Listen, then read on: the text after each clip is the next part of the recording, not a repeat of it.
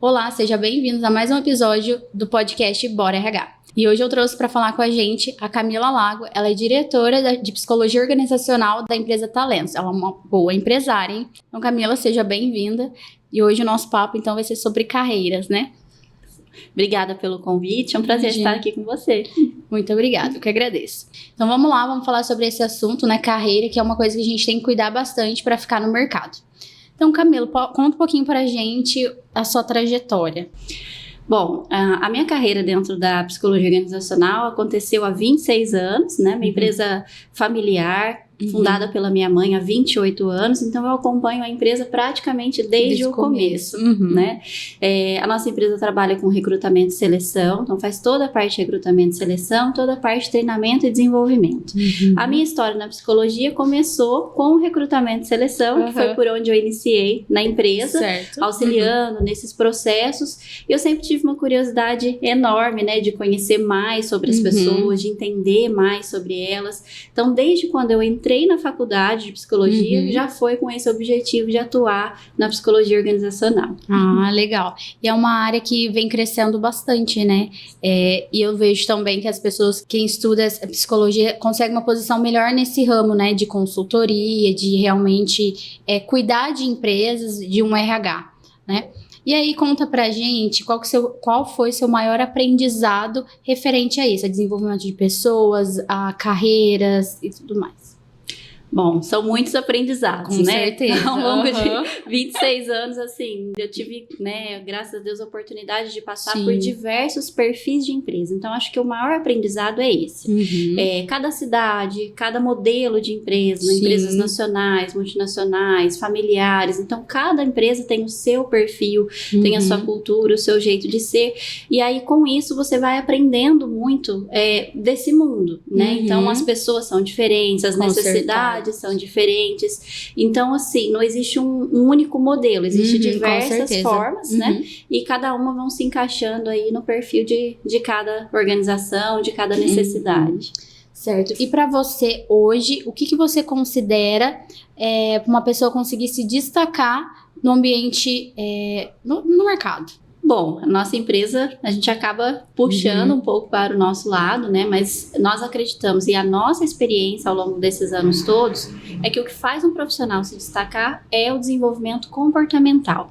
Ainda mais hoje, com a facilidade que a gente tem de acesso a conteúdo, de acesso a cursos, a conhecimentos, né? A facilidade que nós temos hoje de conhecimento técnico é muito diferente do que nós tínhamos há muitos anos atrás. É verdade, hoje é muito mais fácil, né? Os acessos. Com certeza, né? Então, nesse sentido, cada vez mais o perfil comportamental, esse autoconhecimento, esse autodesenvolvimento, ele faz com que o profissional seja diferenciado no mercado. Porque hoje o acesso à formação, né, e todo esse conhecimento, ele é mais disponível. Então, sempre foi, né, a área comportamental sempre foi, né, esse desenvolvimento pessoal, mas agora é muito mais, vamos dizer assim, é um diferencial muito mais intenso hoje, quando a pessoa se destaca nesse tocante. Então, você considera que isso é um dos primeiros passos que a pessoa pode dar para melhorar na carreira? Sem dúvida. Você acha que conhecer o seu perfil comportamental, por exemplo, saber os pontos fortes, os fracos, esse é o primeiro passo, né? Sim. Aproveitando, né, entrando até nesse detalhe de conhecimento de perfil comportamental, qual teste você indicaria para a pessoa começar a se conhecer? A gente sabe que tem vários, né, testes de perfis. E aí, qual que você indicaria que você trabalhe, por exemplo? Vamos lá. Dentro da nossa empresa, nós trabalhamos com duas possibilidades, né, de ferramentas para autoconhecimento. Nós trabalhamos com a parte de avaliação psicológica, que aí sou eu mesma quem coordeno essa parte das avaliações psicológicas, que a gente faz um perfil completo. Então, desde a parte de avaliação cognitiva, né, das habilidades cognitivas que essa pessoa tem, até as avaliações de personalidade, e aí são vários instrumentos que a gente usa. Eu uso uma bateria de testes, na verdade, verdade, né? Que combinados faz com que a gente tenha esse perfil. Agora, nós utilizamos também há muitos anos, né? Nós temos consultoras especializadas, também sou especializada na teoria DISC, né? Nós temos uma ferramenta, né? Que é da teoria DISC.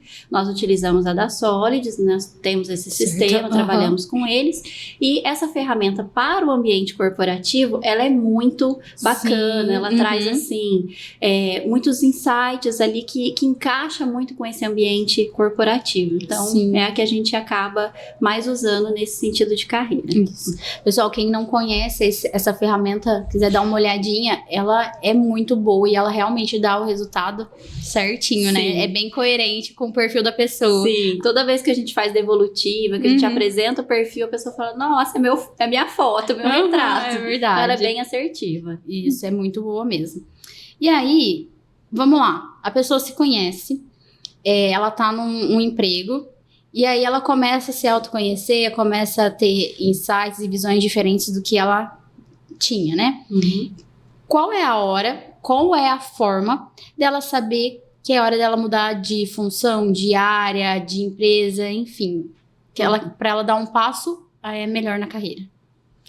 Bom, eu acho que o princípio é esse mesmo que nós falamos, né? Eu acho que quando a pessoa... E assim, nós fazemos um trabalho muito legal, que é desde a parte de orientação de carreira lá atrás, né? Quem vai prestar vestibular. Então, a gente tem na nossa empresa também esse processo de orientação, que hoje a gente recomenda fortemente, porque... quando a pessoa, às vezes, ela vai iniciar uma carreira sem ter passado por esse processo de autoconhecimento, a chance dela, né, não ter aderência ou não dar continuidade nessa carreira é muito grande. Então, assim, a recomendação que eu falo para os jovens hoje, invistam nesse processo de autoavaliação lá no começo, porque aí você já consegue ter muito mais ferramentas para construir a sua carreira de uma forma mais assertiva. Isso é verdade. Mas para quem já está no mercado de trabalho, né, não teve essa oportunidade e de repente pensa aí numa transição de carreira, você pode aplicar essa mesma técnica, né? Então, por exemplo, se você construiu sua carreira dentro de uma determinada área e você sente que você deseja algo mais ou que aquilo já não faz tanto sentido para você, eu dou a mesma recomendação. Então, antes de você arriscar fazer uma mudança de carreira sem ter esse processo, né, bem estruturado, bem definido, um planejamento para isso, é realmente fazer uma avaliação bem feita, fazer um estudo das possibilidades de áreas que são mais compatíveis com o seu perfil, porque nós sabemos que depois que você já se estabeleceu profissionalmente, para você fazer uma mudança, precisa ser muito mais bem pensado. Com certeza. Né? Até porque você, às vezes, ao longo dos anos, você construiu o seu nome, você construiu... né, você construiu o seu posicionamento dentro daquela área. Então, para você fazer uma transição sem que o mercado veja isso como algo negativo, o ideal é fazer mesmo um acompanhamento, uma orientação profissional. E é arriscado também, né, fazer sem um acompanhamento, só hoje eu acordei e não quero mais. Então, a gente tem perfis que não, mas... tem perfis que buscam a estabilidade. Depois que você consegue uma certa estabilidade, você simplesmente arriscar, acaba complicando, né? E aí, assim, pra gente crescer, fora os cursos, né, se autoconhecer, você acha que experiência, o network, o quanto é importante isso? Eu venho nos últimos 2 anos trabalhando muito em cima desse tema, né? Venho feito realmente várias imersões, participado de vários congressos, eu tenho me aprofundado bastante nesse sentido, por conta que hoje, assim, como eu falei no começo, né? As possibilidades são infinitas, né? Você tem hoje várias possibilidades aí de formas, né, de crescimento, então, presencial, carreiras de mentorias, carreiras de consultoria, carreiras digitais, então, assim, ampliou-se muitas possibilidades. E do que eu tenho visto nesses últimos 2 anos, cresceu muito, inclusive na nossa região tem crescido bastante, e eu participo de vários, inclusive, os clubes de networking, né? Hoje eu falo que é algo que eu recomendo, né, para qualquer profissional, né, qualquer independente área, né? De ser autônomo ou de participar desses clubes, eu acho muito bacana, porque assim, você tem possibilidade ali de conversar conversar com outras pessoas que trabalham em carreiras diferentes, ou que trabalham em outras empresas, que conhecem outros mercados. Você tem uma possibilidade de ver na prática, né, como que aquilo é diferente. Não que os cursos, né, são sempre importantes e sempre vão ser, né? A qualificação técnica sempre será importante. Mas eu acredito que esses clubes de network, eles trazem uma proximidade, uma vivência ali mais da verdade daquela carreira. Isso é verdade. Né? Os prós e os contras, as facilidades e as dificuldades. Então, eu acho que fica bem rico É bem importante mesmo esse contato, né, com as pessoas, com as áreas. Às vezes as pessoas encontram dificuldade pela timidez, mas é uma coisa que hoje eu também vejo que é muito importante pra gente conseguir crescer na carreira, né? Sim. Tanto por experiência, ouvir e também passar o que a gente sabe, né? Com certeza. E aí, assim, ó, pensando então que a pessoa já trabalha, como você é psicóloga também, né? Como você lida, como as pessoas poderiam lidar com as comparações no mercado por essa vontade e essa busca frenética por crescimento? Bom tema. Bom tema esse, inclusive assim, a NR1, não sei se vocês, né, estão acompanhando e tudo mais, e ela vem falando, um dos pilares que ela fala é muito dessa questão da saúde mental corporativa, né, e o quanto essa ansiedade, né, pelo crescer, pelo poder, pelo status, às vezes dentro das organizações, e muitas vezes estimuladas pela própria organização, ou pelos gestores, pelos diretores, vem causado aí alguns impactos, né, nos trabalhadores. Então, é muito importante que a pessoa tenha muito claro, de novo, né, a questão do autoconhecimento é nesse sentido. O crescer só por crescer, será que faz sentido para a vida da pessoa? Então, primeiro ela precisa entender esse planejamento, não só da carreira, mas o planejamento de vida dela. O que ela tem como objetivo, o que ela tem como expectativa para a vida dela, o que aquele crescimento de carreira, ou aquele cargo, né, aquela posição, vai trazer de fato de benefício para ela, tanto, né, de desenvolvimento como pessoal mesmo, como pessoa, porque nem sempre, né, um cargo acima, um cargo de gestão, vai trazer, às vezes, aquela sensação de completo, aquela sensação de realização. Né? Então, a pessoa precisa entender primeiro por que ela quer, né? O que ela quer e por quê. Então, ela entendendo um pouco isso, ela consegue construir esse crescimento de uma forma mais saudável. Sim, e também tem até a questão dessas últimas notícias, né, do Bonner, por exemplo, que ele pediu para sair, né, do Jornal Nacional porque ele quer ficar mais com os filhos, com a família, né? Exato. Então, assim, às vezes as pessoas buscam por algo, lutam tanto e quando chegam lá, não tô falando que é o caso dele, né, mas quando chega lá, ver que realmente não era, né? Porque um cargo, por exemplo, de liderança, a pessoa cresce e vem as pressões, é totalmente diferente de um serviço operacional para um serviço mais estratégico, né? Sim. Então muda muito. Então realmente a gente conseguir saber o que quer e por quê, quais são as motivações, realmente é importante. Agora, vamos pensar, isso é para quem já, vamos falar, já deu uns 2 passinhos aí na carreira, né? Para quem está começando, quais seriam as suas dicas para entrevista? Para entrevista, vamos lá.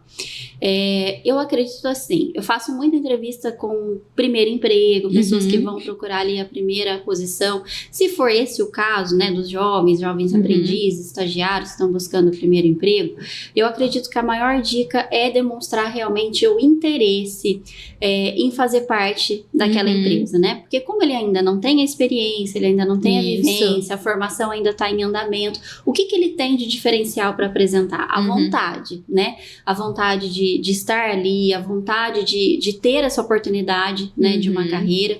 E a dica que eu dou é mostrar sempre muito disponível, né? Então, não colocar muitas objeções, colocar, né, bem essa questão da disponibilidade Vamos falar até um pouquinho antes da entrevista, né? Até mesmo ali na hora que ele deixa o currículo, que ele se candidata na vaga. Facilitar ali para o recrutador, questão do horário, a questão da participação Com deles, certeza. né? Que às vezes a gente já encontra algumas objeções ali pro agendamento da entrevista verdade. e ali ele já está sendo avaliado. Sim, é verdade. Né? Às vezes você não consegue agendar a entrevista, aí você fala, bom, não sei se ele não está disponível nem para fazer a entrevista, como vai ser? Então, a primeira dica que eu dou é essa, né?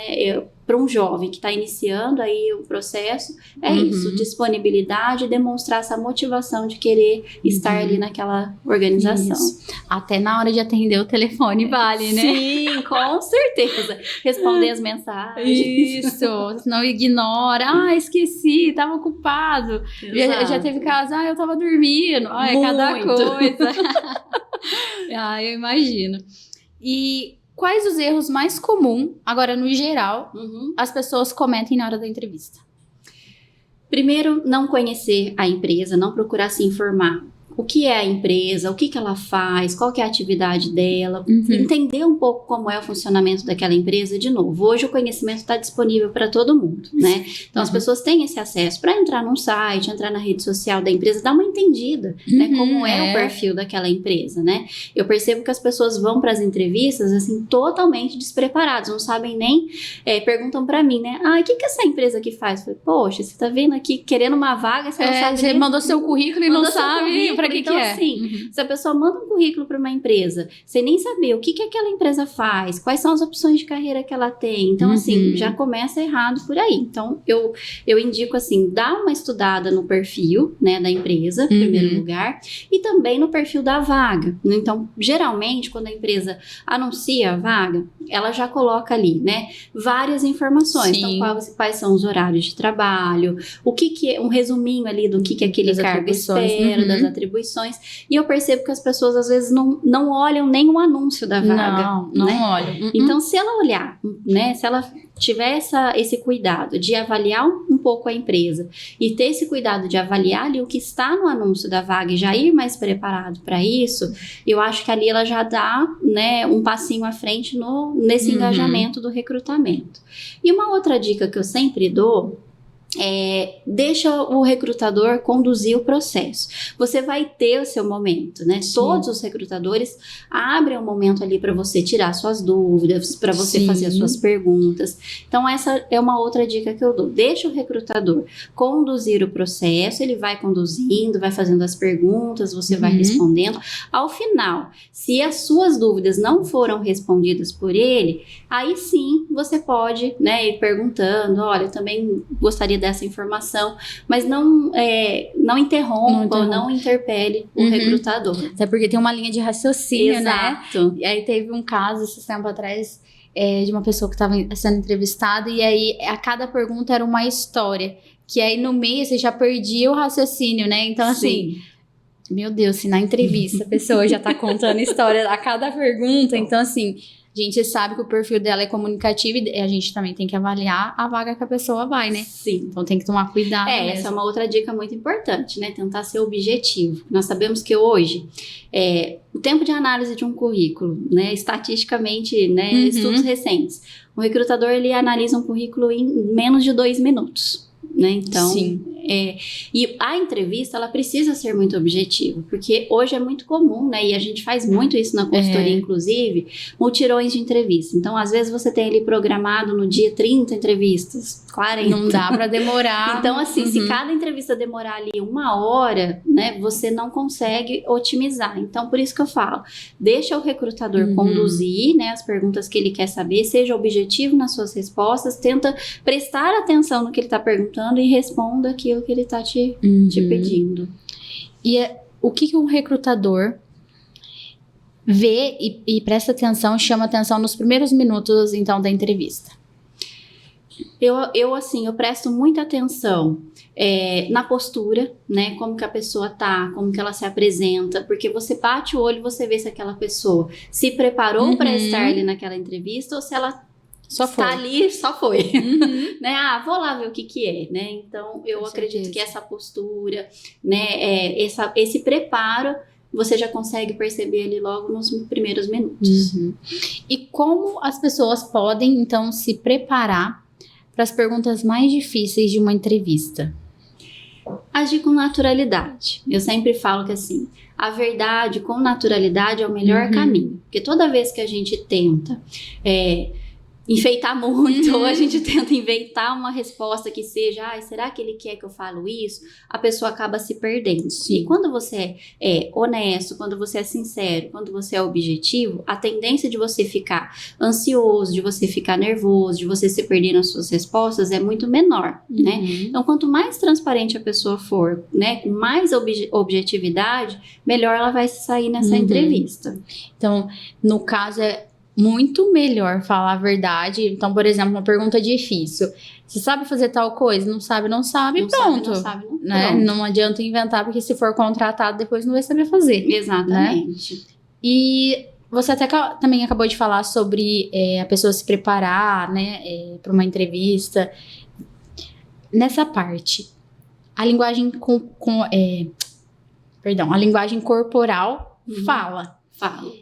Quais os traços, as formas que você mais avalia nisso? Eu percebo muito, de novo, né? Varia muito de vaga para vaga, do perfil para cada perfil de vaga, a gente vai analisar, né, de alguma forma, né?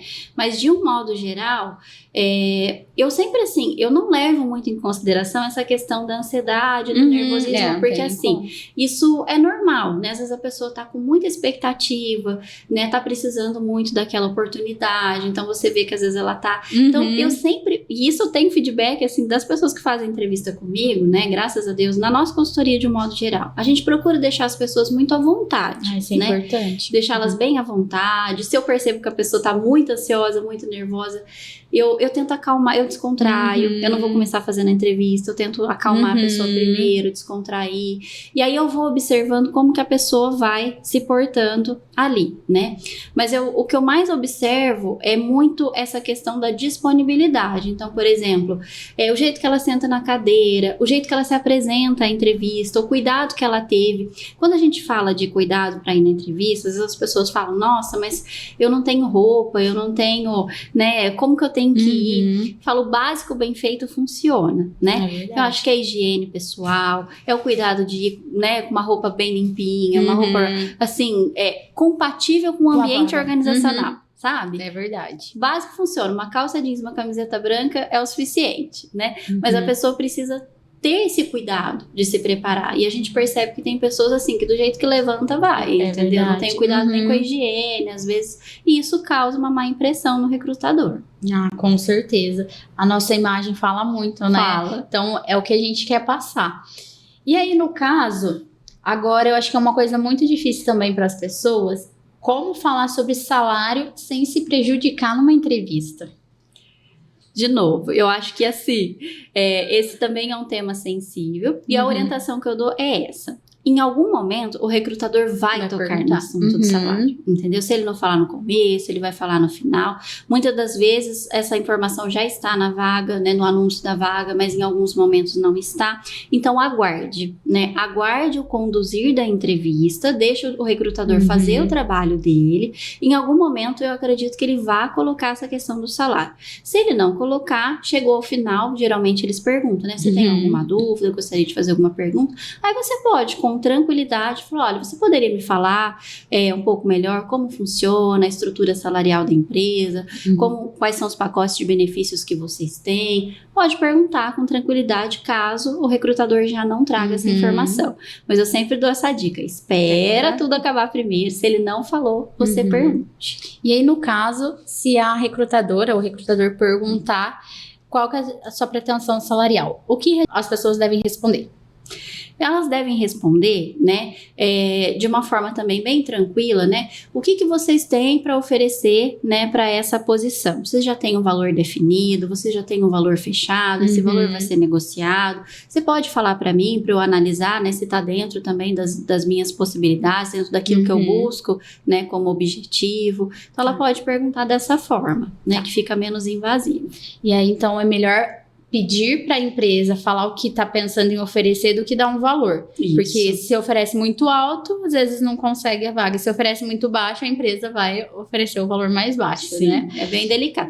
Eu falo que assim, a pessoa tem que ter bastante perspicácia, porque ali é uma negociação, né? Geralmente, quando são vagas, vamos dizer assim, mais operacionais, mais padronizadas ali, essa informação ou já vai no anúncio, ou o recrutador já fala ali, né, diretamente. Mas assim, pelo que eu tenho visto, pela minha prática, né, e nós também trabalhamos assim, eu costumo não chamar uma pessoa para entrevista sem ter tido em algum momento essa conversa, vamos dizer assim, né? Porque você não vai, vamos dizer assim, se a empresa tem ali um valor X para oferecer para aquela vaga, eu não vou fazer um profissional se deslocar, vir fazer entrevista, sem saber se existe ali uma faixa negociável, pelo menos, né?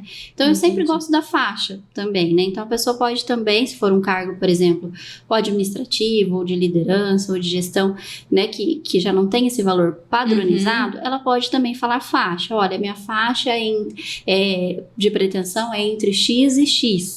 Que aí você não fala um valor exato, mas a empresa tem ali uma ideia do que ela tem para ser negociado.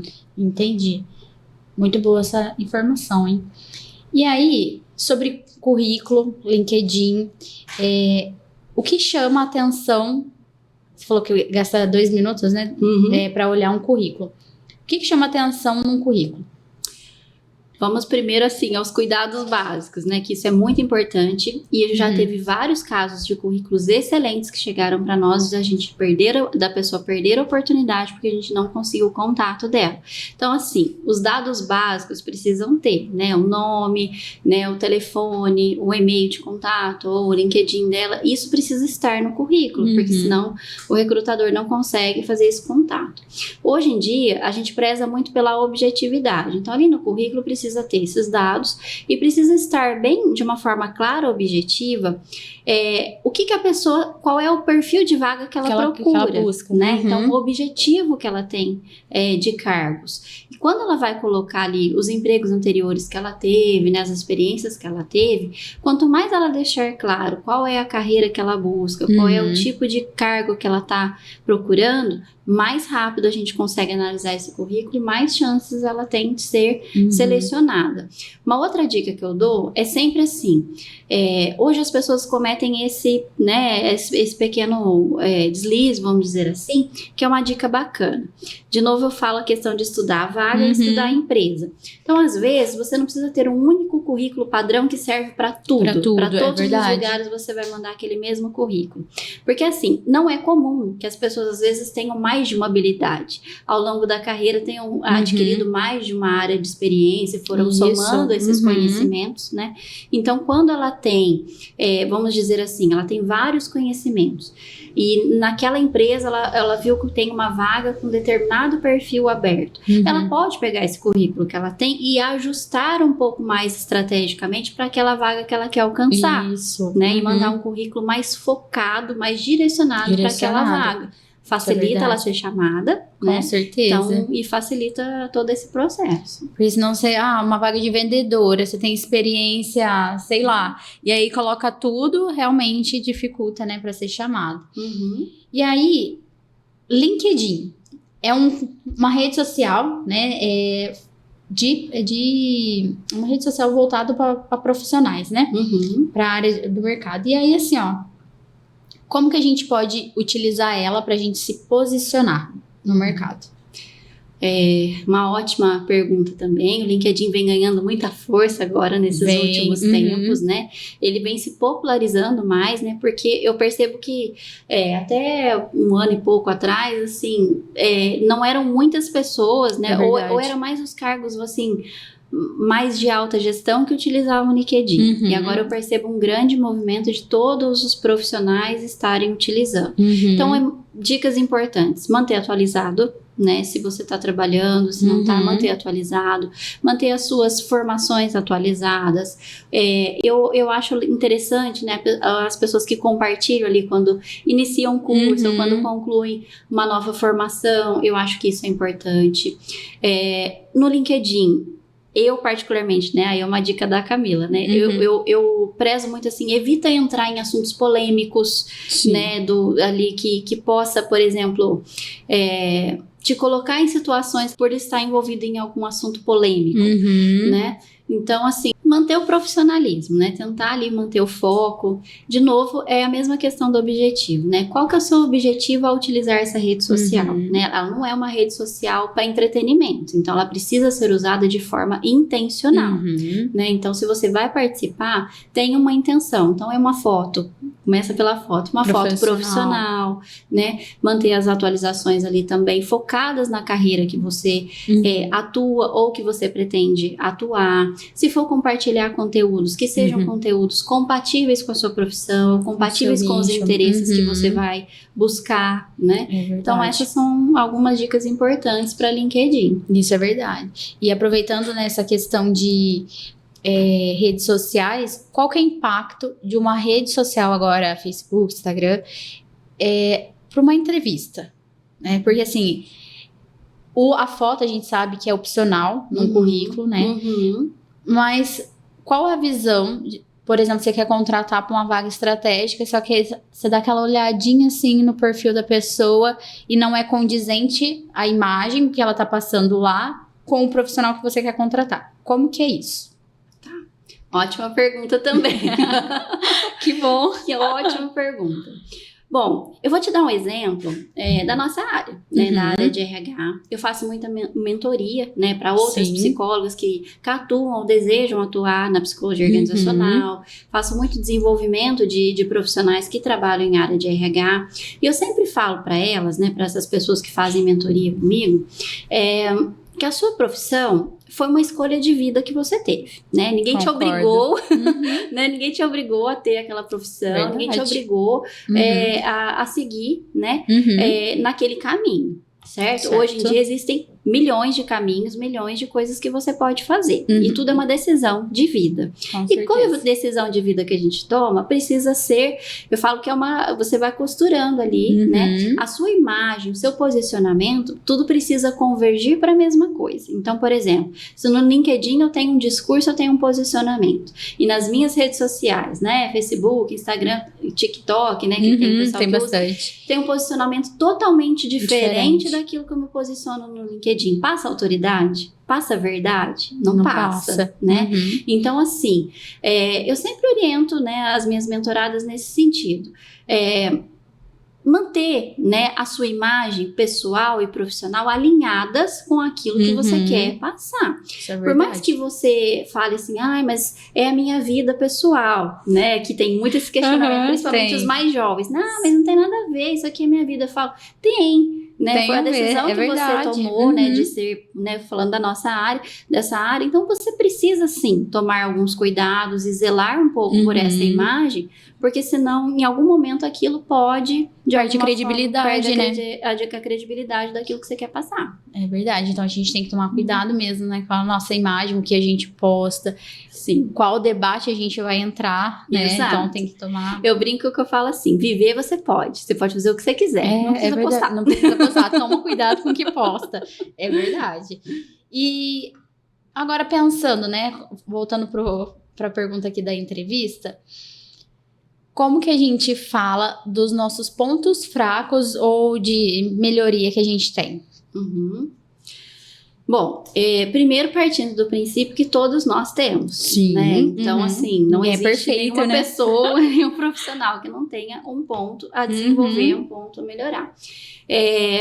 De novo, eu acredito muito no sentido assim, tenta entender o que o recrutador quer entender com aquela pergunta, porque também não existe uma resposta padrão, né, para isso. Então, assim, eu acho que ao posicionar um ponto que você coloca como fraco, um ponto a desenvolver, é colocar alguma, né, dificuldade que você possa ter e o que você já está fazendo para reparar aquilo. Isso é muito importante.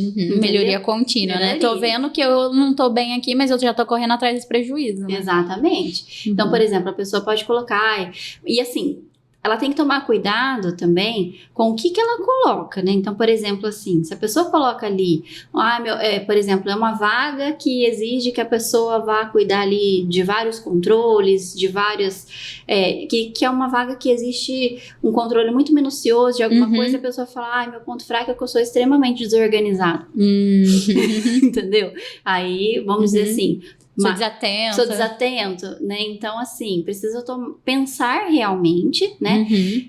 Não mentir, não omitir, porque se a pessoa falar assim, não tenho nenhum ponto fraco, isso também é ruim. A pessoa, o recrutador vai achar, você passa ali uma imagem muitas vezes ou de arrogância, quando você responde dessa forma, não sei, não lembro de nada. Ou você passa uma posição de arrogância, que é o que eu falei, todos nós temos, né?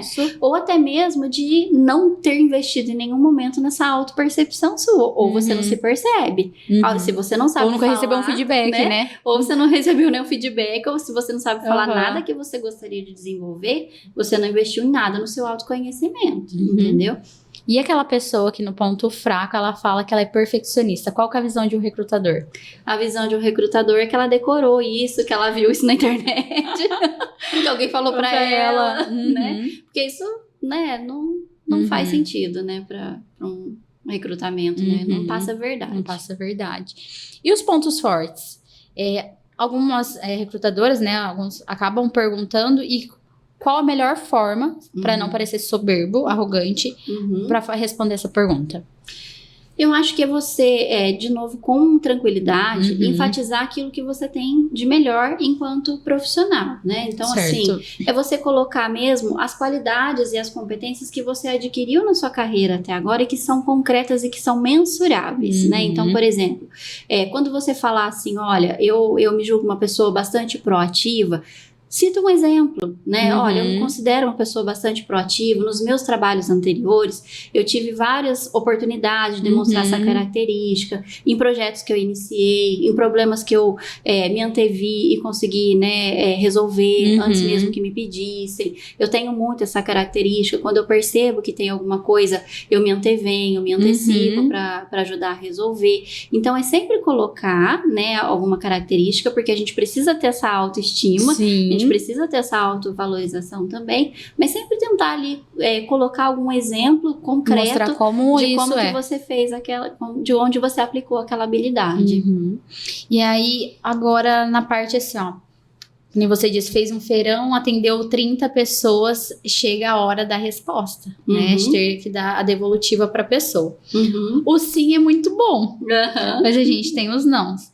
Como que uma pessoa pode lidar melhor em receber esses nãos? Ela participou aí de umas 3 entrevistas e só vem recebendo não. Qual a melhor forma dela ver isso? Porque ela pode levar para o lado pessoal, né? Mas qual a melhor forma? Eu acho que são 2 pontos, né? Eu acho que, primeiro, quando a pessoa ela recebe feedback negativo, quando ela tem uma boa postura ao receber esse feedback, no sentido assim, receber um feedback negativo, né? E se ela recebeu, já é muito bom, né? Para nós, da nossa consultoria, isso é regra de ouro, né? Então, toda a minha equipe, eu sempre oriento assim, nunca deixe um candidato sem retorno. Isso é muito importante, porque senão a pessoa fica esperando e a resposta não vem, né? Você fica lá com cara de bobo. Sim. É importante mesmo. Eu falo muito no respeito, né? Eu acredito, assim, se a pessoa, ela teve, né, ela se deslocou, foi até você, participou de um processo, isso é um respeito, ela receber um retorno mesmo que seja negativo. E para quem está recebendo, é tentar ser assim, muito educado, agradecer pelo retorno, né? Olha, eu agradeço pelo seu retorno, continuo à disposição da empresa, se em algum momento essa vaga abrir novamente, ou se tiver alguma outra oportunidade que eu possa participar, fico à disposição para um novo contato. Então, a forma como a pessoa responde isso de uma forma polida, educada, faz com que o recrutador fale, nossa, se tiver uma outra vaga, né? Porque às vezes a pessoa não é que Existem possibilidades e possibilidades. Existe possibilidade da pessoa que foi, de fato, reprovada no processo, né? Não teve aderência, mas teve o fato, por exemplo, desses mutirões. Às vezes, por exemplo, eu tenho 20 vagas em aberto e às vezes 40, 50 pessoas participaram. Às vezes, naquele momento, eu não tenho vaga para todo mundo. Mas se ela teve uma boa postura, ela teve uma boa participação no processo desde o começo, desde lá atrás no recrutamento, e até na hora que ela recebe um feedback negativo, ela também continua mantendo uma postura profissional, a hora que abrir uma nova vaga, ela já pode ser novamente chamada. Ela vai lembrar dela, já vai né? lembrar dela. Diferente de uma pessoa que foi totalmente oposta, né? Exato, que foi hostil, né? Ou hoje é muito comum, já aconteceu com a gente, às vezes a pessoa recebe um feedback negativo, ela vai para as redes sociais reclamar. É verdade. Participei lá e tinha um monte de gente, aí não me chamaram, não sei o quê. Então, assim, ela perde uma chance que às vezes ela não conseguiu hoje, daqui uma semana abre a vaga de novo. Ela já poderia ter sido a próxima e ela perdeu aquela oportunidade, pela postura que teve. Isso, e às vezes até lembra da pessoa, né? Mas aí, no caso, eu lembro da pessoa, mas para não chamar. Exato. E aí, de toda essa trajetória sua, qual que é a história de superação que você já viu dos profissionais, que mais te chamou a atenção? Olha, são muitas, né? Eu não vou saber te falar, assim, uma específica, né? Mas, assim, ao longo desse tempo, eu acompanhei muitos processos de desenvolvimento de pessoas, né? E de mentoria, de desenvolvimento, né, comportamental, de pessoas que entraram na empresa ali, às vezes como aprendiz, como estagiário, e foram ao longo do tempo, né, através de todo esse trabalho de desenvolvimento técnico, de formação e comportamental, evoluindo na carreira, e hoje, né, são líderes, são gestores, são diretores de empresa. Então, assim, são muitas histórias de superação, e eu falo que o principal é isso, é o foco, né, em primeiro lugar, a pessoa ser focada ali nesse desenvolvimento da carreira, a persistência, a resiliência de continuar no caminho, apesar das dificuldades que ela vai encontrando, entendeu? Então, eu tenho, assim, muitas histórias para compartilhar. E que bom, né, que existem essas histórias, porque mostra que as pessoas têm potencial para crescer, têm oportunidade. Basta nela persistir. Não vai ser um mar de rosas, não, né? Nunca vai ser. Então sempre vai ter alguma coisa aí, mas no final dá certo, né? Sim. E aí, então, pra você, pra gente finalizar, se caso você quiser acrescentar alguma coisa que eu não tenha perguntado, o que você deixaria como um verdadeiro significado de sucesso na carreira? Sucesso para mim na carreira é você ser feliz naquilo que você faz, né? Eu falo isso muito, isso inclusive é um tema bastante atual, né, em tudo que a gente vem estudando aí da parte de gestão de pessoas, né, o tema felicidade no trabalho está muito em evidência. Então, a dica que eu dou é essa, né, eu acho que quanto mais você se sentir feliz, quanto mais você se sentir aderente na carreira que você escolheu, quanto mais você se sentir pertencente naquela carreira, vão existir problemas, vão existir dificuldades, vão existir várias situações que você vai ter que administrar, mas quando aquilo faz muito sentido para você, quando, né, eu falo que a sua alma se sente tocada pela carreira, pela profissão que você escolheu, você administra todos esses, né, essas situações adversas com muito mais facilidade, com muito mais tranquilidade. Isso é verdade. Então aí volta lá no início do autoconhecimento, você saber o que você gosta, o que você não gosta, para traçar então uma carreira que vai te deixar feliz, porque não adianta também dinheiro, que às vezes não vai trazer a felicidade, né? Com certeza. Então, é realmente pensar, se conhecer para buscar o melhor para a sua carreira. Porque a gente já teve casos de pessoas de oferecer um cargo acima e a pessoa não queria. Fala, não, tô satisfeita com o que eu tenho, eu sou feliz e tá tudo bem, né? Sim. É a escolha dela. Isso tem sido muito comum, né, na verdade. E hoje, cada vez mais, as pessoas buscam muito, você citou o exemplo do jornalista, né? Hoje as pessoas buscam muito essa questão do equilíbrio. Então, às vezes, nem sempre é o cargo, nem sempre é o salário, nem sempre é o status, a posição. Às vezes é um conjunto, né? Às vezes a pessoa se sente feliz por aquela combinação que ela conseguiu ter, né? De fazer um trabalho que ela gosta, de ter uma carreira que ela se identifica, mas que ao mesmo tempo proporciona para ela realização pessoal, né? Cuidados ali, autocuidado, cuidado com a família. Então, quando ela consegue conciliar tudo isso, né? Vai se conhecendo e vai conseguindo conciliar tudo isso, ela vai com certeza ter muito mais sucesso, mais felicidade. É isso aí. Tem alguma outra coisa que você queira agregar que eu não tenha falado? Eu acredito que não. Acredita que não? Então tá tudo certo. Pessoal, então esse foi o podcast desse mês. Vou falar para a Camila falar suas redes sociais para o pessoal te seguir, dar uma olhadinha nos teus conteúdos. Bom, eu tenho 3 redes sociais, né? Vou deixar os Instagrams, Camila Lago, né? Fibraido, o da Talentos, que é Talentos Assessoria e RH, e a nossa empresa mais recente, que é o nosso espaço Coworking Talentos. Eu vi, eu achei incrível, achei uma ideia muito legal. Que sucesso para vocês, né? Que dê tudo certo. Pessoal, então é isso, muito obrigada. Acompanhe a gente aí no próximo episódio e tchauzinho.